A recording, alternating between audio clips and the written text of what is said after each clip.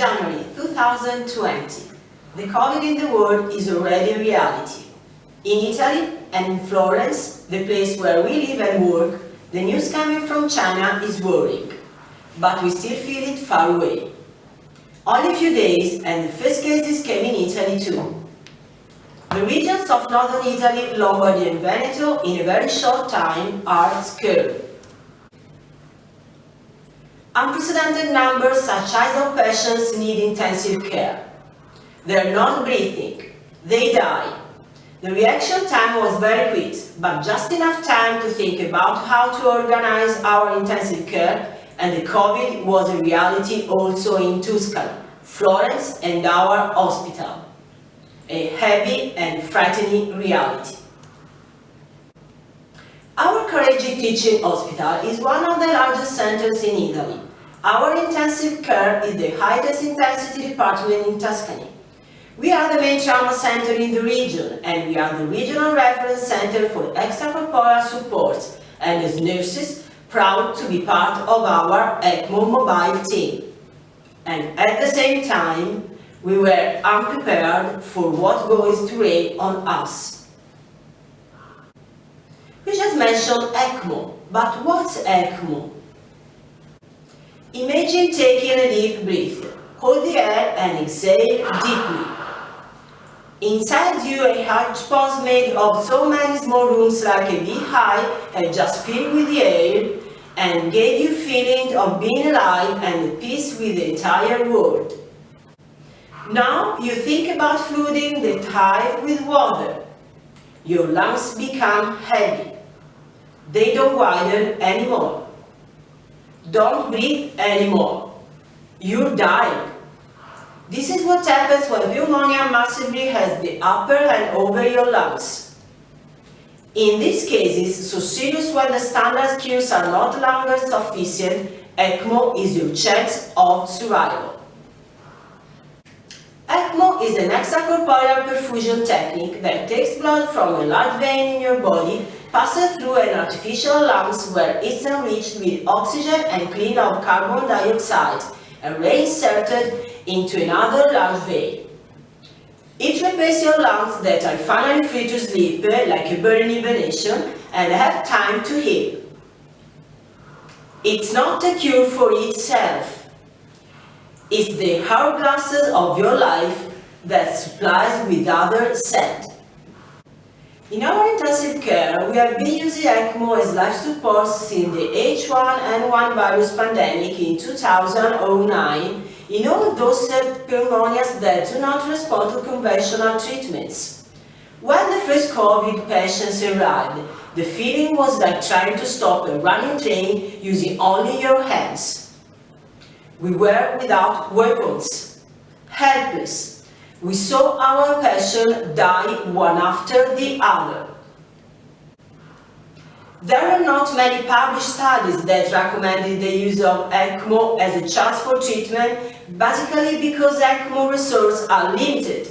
Few centers in the world are able to deliver them, and instead there were thousands of patients. But in front of us, we had patients with pneumonia refractory to treatments. We had ECMO, we had knowledge, the skills, the know-how, the professional and the courage. And we used all of them.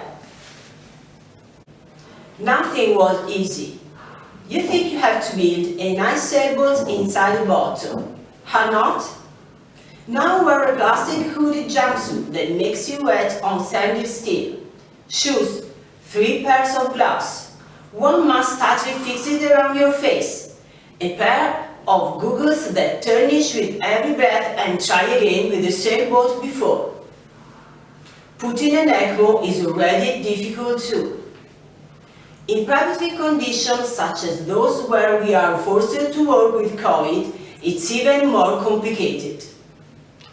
Everything is difficult.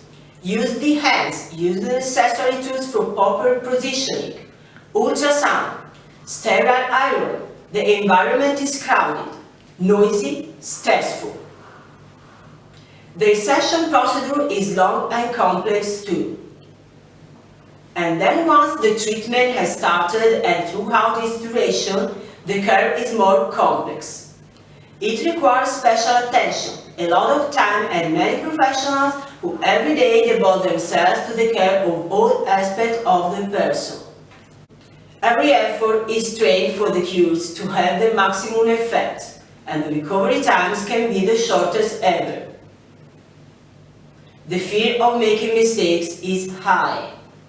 The stress is high, because a mistake can be having to change extracorporeal support in an emergency, with the risk of losing another life. It was a challenge that we agreed to face with dedication. They called us heroes. We're not heroes. But perhaps heroism was to continue our work every day in prohibitive condition. But we do not feel like heroes. We are nurses who put their professionalism, preparation and humanity on the field. The same characteristics that we put before the COVID, and we will put when all this will be just a memory.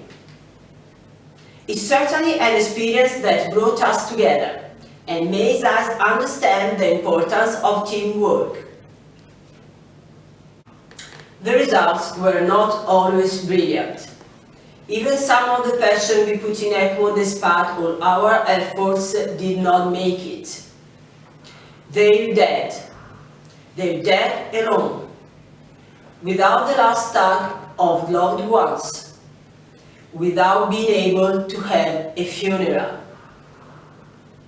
We have put in place 12 extracorporeal treatments during the 4 months of greatest impact. Today, 6 of these are living their lives close to their loved ones.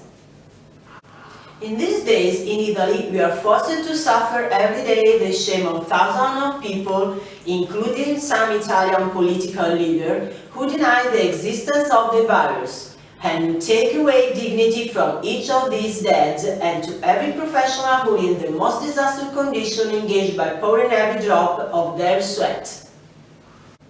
Despite this, our thoughts today go out to the families of the about 1 million deaths for COVID in the world.